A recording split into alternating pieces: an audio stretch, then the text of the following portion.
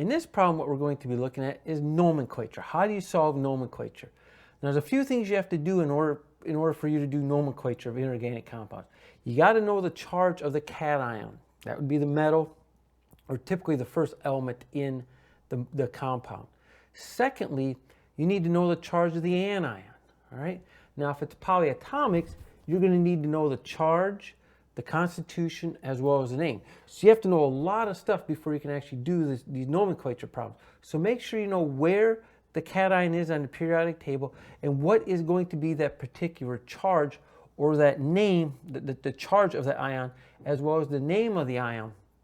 See, I'd know the name and the charge, and if it's a polyatomic anion or a cation, for instance, of the ammonium, you need to know the constitution. How does that ion come together?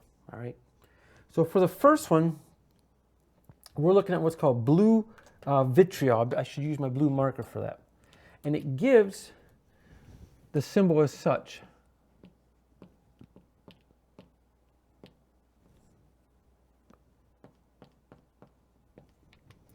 Now, this is copper. This is going to be a sulfate. That's a polyatomic. This happens to have 5 waters. Now, the di here means that it's going to be complexed. So now copper is going to be a transition metal. It's going to fall in that part of the periodic table where we do not know what the charge is based on the location within the periodic table. So in order to know the charge of this cation, you need to first look at the anion. And this anion happens to be SO4, so it's 1 sulfur, 4 oxygens. That's a sulfate. That's going to have a -2 charge. So this has a -2 charge. That means that since there's only 1 copper, the copper must have a +2 charge. So this is what's going to be called copper 2. Now the 2 here does not tell us the number, it tells us the charge of the copper. So it says copper 2 sulfate. And then this means that it's complex, almost like a covalent bond in essence. It's going to be complex, and so this is going to be penta, since there's 5, that's penta. And then the water is called the hydrate.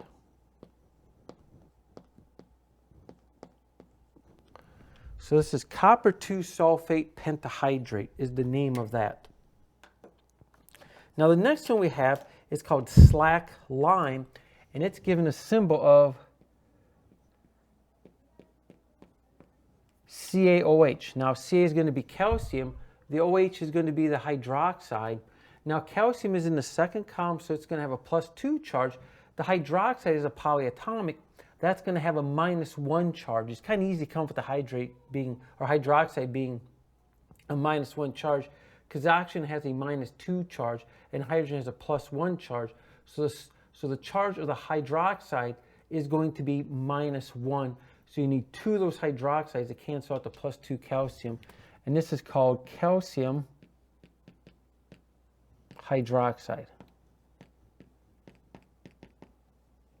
That's calcium hydroxide. Another one we have is what's called oil vitriol. And this is H2SO4. If you see a hydrogen as a cation, more than likely that's going to be an acid. We could call this dihydrogen sulfate, would be a good term for that. We could call it dihydrogen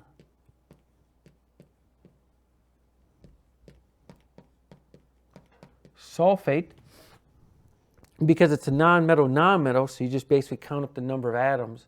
So dihydrogen means there's 2 hydrogens. Sulfate, you typically leave out the mono out of that. You could say dihydrogen monosulfate if you want to, it's fine. Or a better term is what's called sulfuric acid. So it's sulfuric acid. Another one is called washing soda. That's Na2CO3. This is going to be your carbonate. This is your sodium. So this one would be called sodium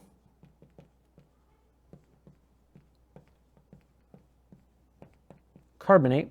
Now the reason you don't call this disodium carbonate is because you have a metal and a non-metal. In this case you have 2 non-metals, so you count up the atoms. So this is going to be, sodium is going to be a metal. The carbonate is a non-metal, so you don't count the atoms. It works totally off of charge because this is going to be ionic.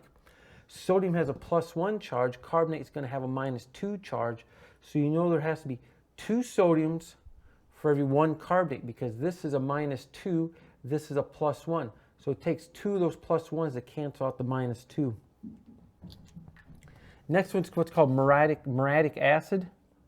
That's HCl. That's also called hydrochloric acid. So that's called hydrochloric acid. Another one is, oops, I'll just go back to blue. We have Epsom salt. Epsom salt is going to be magnesium sulfate, so that's MgSO4. Then we have 7 waters.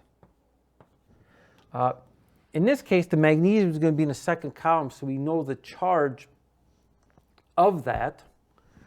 And so we don't have to include the charge here because this is not a transition metal. Copper is a transition metal. So the name of this is going to be magnesium, oops, right, magnesium shorthand way. Magnesium sulfate. Once again, we have this dot representing a complex, and this is 7, so that's going to be hepta. And then the water group, once again, is called the hydrate.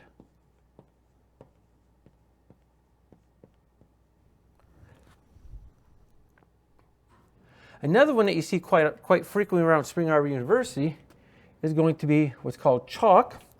Chalk is calcium CaCO3. The only reason I say that is in the science building, there's a lot of chalkboards.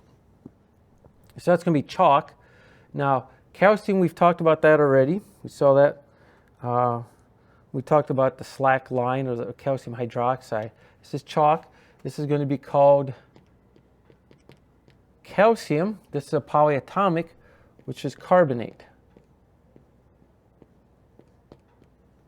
Carbonate. Dry ice is something you see quite a bit in science labs. That's going to be CO2. This is a non-metal, so this is carbon dioxide. It's carbon dioxide. Another one is baking soda. That's NaHCO3.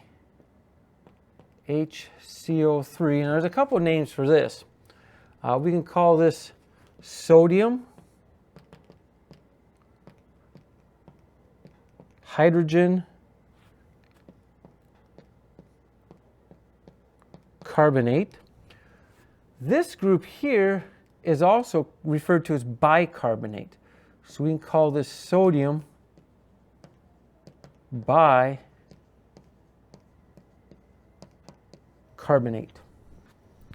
And then last, we have one that's called lye. And lye is NaOH, also known as, or the chemical name for that is going to be sodium hydroxide. So that's just some nomenclature, some naming.